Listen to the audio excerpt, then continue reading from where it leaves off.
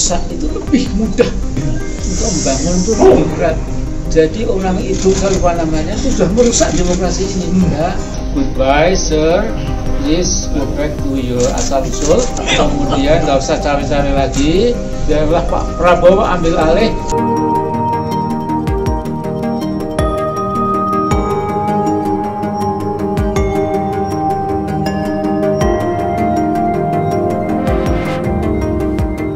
Nah, di sini tiba-tiba ada kejutan dari Mbah Amin Rais ya. Ya memang sih, yaitu nama Mbah Amin Rais di sini ya seiring waktu, seiring bulan, seiring tahun tenggelam. Nama dari Mbah Amin Rais ini tiba-tiba kita dikejutkan ketika Mbah Amin Rais menyambangi MPR pada waktu lalu. Wah, kira-kira akan ada berita apa lagi ya ketika Mbah Amin Rais menyambangi di MPR, yaitu bahkan pada waktu lalu menemui Ketua MPR Bamsud. Nah, di sini bahkan dari berita CNN Indonesia, Amin Rais setuju amandemen Undang-Undang Dasar Presiden kembali dipilih MPR. Wow, apakah Anda setuju? Ya kalau saya pribadi jelas saya tidak setuju lah. Lebih baik ya presiden, kepala daerah lainnya itu dipilih oleh rakyat. Karena masyarakatlah yang berhak menentukan presidennya siapa. Menurut saya itu yang paling keren. Nah, dari sini saya juga sangat heran sekali ya. Kenapa kok Amin Rais setuju amandemen Undang-Undang Dasar Presiden kembali dipilih MPR? Kira-kira alasan dari Mbah Amin Rais ini apa? Pasti juga akan sangat urgent sekali di sini. Apalagi kalau kita melihat fenomena pada waktu lalu misalnya, yaitu ada permainan ya setidaknya merubah undang-undang lah. Pada waktu lalu kita dikejutkan di MK. Dan tidak hanya itu saja, saat ini juga dikejutkan lagi, yaitu ya setidaknya ada kejutan di Mahkamah Agung. Tiba-tiba Amin Rais mengunjungi MPR, di sini mengunjungi Bamsud dan tiba-tiba menyuarakan kembali yaitu amandemen Undang-Undang Dasar. Nah, dari sini saya juga penasaran ya, kira-kira seperti apa beritanya di sini. Nah, di sini mantan Ketua MPR 99 hingga 2004, Amin Rais tak keberatan Presiden dipilih kembali oleh MPR lewat amandemen Undang-Undang Dasar 1945. Amin menyampaikan itu usai bertemu dengan pimpinan MPR di Kompleks Parlemen pada Rabu 5 Juni. Jadi sekarang kalau mau dikembalikan dipilih MPR, mengapa tidak? MPR kan orangnya berpikir, punya pertimbangan, kata Amin dalam konferensi pers. Nah, di sini saya juga yang tidak setuju ya, yaitu mengapa tidak? Yaitu presiden dipilih MPR. MPR kan orangnya berpikir, punya pertimbangan dan lain sebagainya. Saya juga masih ingat betul, yaitu soal putusan MK pada waktu lalu. Padahal menurut saya Mahkamah Konstitusi itu orangnya di situ ya setidaknya mempunyai karakter yang jelas, hormat kepada Undang-Undang Dasar yang berlaku, menjaga wibawa. Menurut saya hakim-hakim di Mahkamah Konstitusi itu sangat netral dan lain sebagainya. Tetapi kenyataannya apa? Terkait putusan yang sangat fenomenal pada waktu lalu, akhirnya juga memberikan karpet merah kepada Gibran Rakabuming Raka. Itu padahal juga hakim MK yang menurut saya itu seharusnya netral, berlaku adil. Ya itu menurut saya sih, opini dari saya. Tetapi juga ya agak miring-miring, apalagi kalau MPR di sini diberikan yaitu untuk memilih presiden. Wah, menurut saya pasti juga akan ada permainan-permainan lagi. Menurut saya yang pas itu ya sudahlah, semua presiden adalah dipilih oleh masyarakat. Kalau menurut saya, masyarakatlah yang berhak memilih presidennya di sini. Menurut saya itu yang paling penting.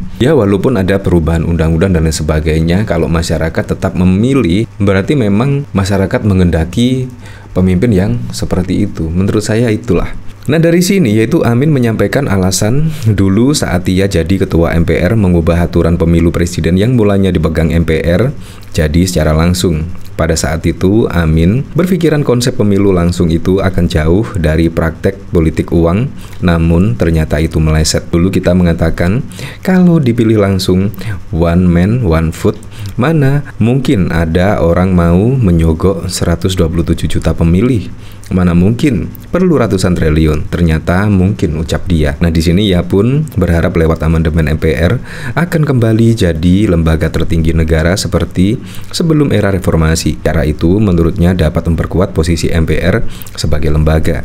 Jadi waktu saya jadi ketua MPR itu, presiden-presiden itu kemudian kalau bangun pagi, wah di atas saya masih ada ketua MPR. Kalau sekarang kan nggak digubris ujarnya.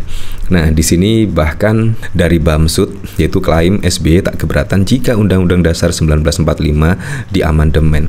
Ya, semuanya bisa mungkin terjadi ya. Apalagi di kepemimpinan Presiden Joko Widodo ya, semuanya bisa terjadi. Bisa terjadi.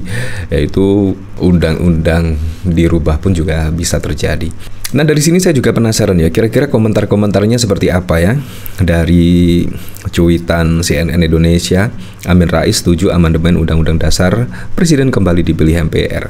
Di sini dari Lukman, nggak setuju kalau MPR jadi lembaga tertinggi negara. Tapi entah bercanda atau tidak, statement beliau ini lucu. Dulu kita mengatakan kalau dipilih langsung one man one vote, mana mungkin ada orang mau menyogok 127 juta pemilih.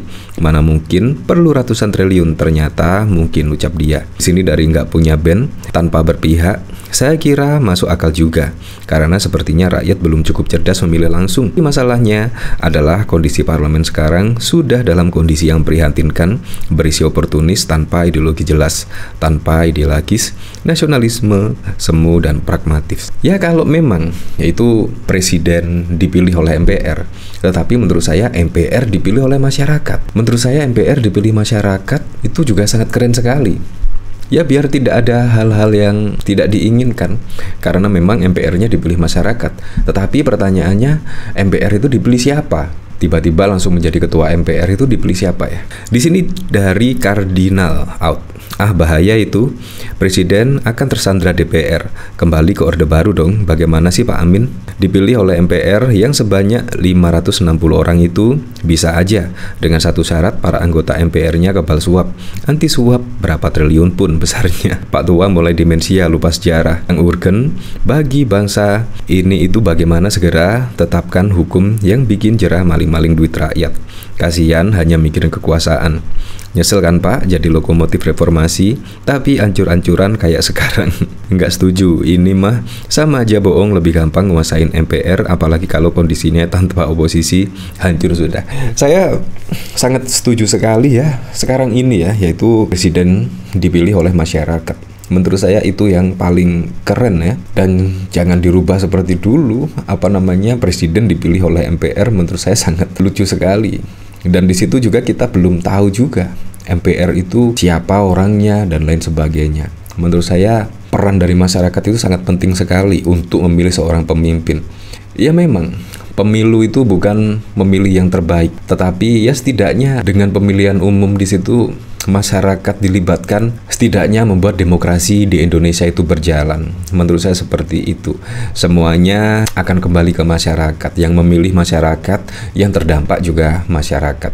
Ya supaya apa? Supaya besok ketika memilih sosok pemimpin, memilih presiden untuk periode-periode berikutnya itu juga akan menjadi pengalaman, pembelajaran tersendiri, yaitu bagi pemilih untuk di kemudian hari. Ya tapi saya berharaplah semoga saja di bawah kepemimpinan Pak Prabowo Gibran di sini bisa merealisasikan semua program-program dan janji-janji kampanyenya, sehingga bisa dirasakan manfaatnya langsung oleh masyarakat.